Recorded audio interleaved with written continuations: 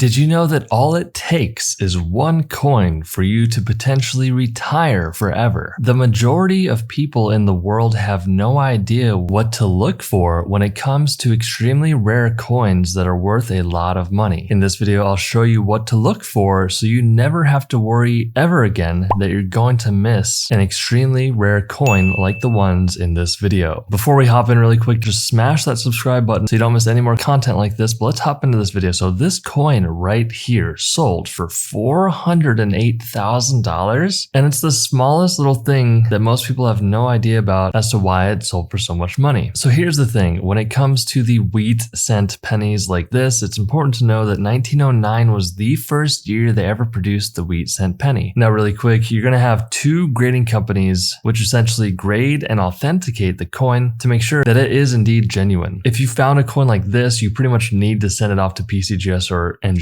because no one's going to buy a coin that sold for $408,000 without having the guarantee by PCGS or NGC that the coin is indeed real. So get to the point already. How do you know if this coin is really valuable? So what's really important to know is that in the mid 1900s, during the war, they needed bronze for ammunition. So what they did was they transitioned coins from bronze into this zinc coated steel planchet. Now here's the kicker. 1944 coins should not have been struck on this zinc coated steel planchet. They should have been struck on the normal bronze planchet. So this one was graded by PCGS as a mint state 66. Now one other thing that really increased the value of this coin was the fact that it has a CAC or CAC sticker. Now that one little sticker may not seem like a big deal, but in the reality of things, it is a huge deal. So after you get your coin graded, if it's a high caliber coin like this one, you need to send it off to a third-party company called CAC. Once you send it to them, they pretty much verify that the grade of the coin is indeed accurate or it's really nice for the grade. Now, just because you send your coin to CAC does not mean that you will achieve that sticker. Sometimes they'll just not give you the sticker because the coin is not nice enough. It seems silly, but that little sticker brings tremendous value to the coin. Now, how do you know if you have one of these coins? Because sometimes your 1944 penny may look like this, but it might have been plated with material to look like this, or it could just be a completely fake coin. So what you can do is grab a very strong magnet and hover it over the coin, and if it sticks to the magnet, then you do have a steel penny. Now be careful, because doing that could damage the coin. So I would recommend using a small piece of cloth in between the magnet just to be safe. At the end of the day, what you need to know is that if you find a coin like this, you'll ultimately need to send it off to PCGS or NGC to get it certified. But let's hop into the next coin. I'll spend 5 seconds on this coin. If you ever find a 1792 coin and it looks like this, you either have a fake coin or you have a coin that's worth $2,585,000. So find a coin expert immediately if you find this coin. This coin sold for $504,000, and here's why. So we already talked about the zinc coated steel cent coin. Now this is pretty much, to be straight to the point, the reverse of that. So pretty much every 1943 coin that you come across should be struck on a zinc coated steel planchet, but this one was accidentally struck on a bronze planchet. This one was graded by PCGS at a mint state 63 brown with a CAC sticker. So really quick, I'm going to show you a diagram as to what I mean by brown. Now typically coins can come either red, red-brown, or brown, and there's a spectrum in between there. Now depending on what color your coin is could dictate how much the coin is worth. Now in this instance, the color does not really matter as much. Now sure, if the coin had a red example and it was just like this, typically speaking, it will bring more money. That's just because red is a more desirable color because it looks closer to the natural mint state the coin should have looked like when they were produced. But that's pretty much it. If you have a coin that looks like this from 1943, make sure it is genuine. If your 1943 coin looks like this but it sticks to a magnet, that means that you do not have the valuable type of coin. If you enjoyed this video, YouTube says you'll enjoy the video up on the screen, so click on that video and I'll see you inside.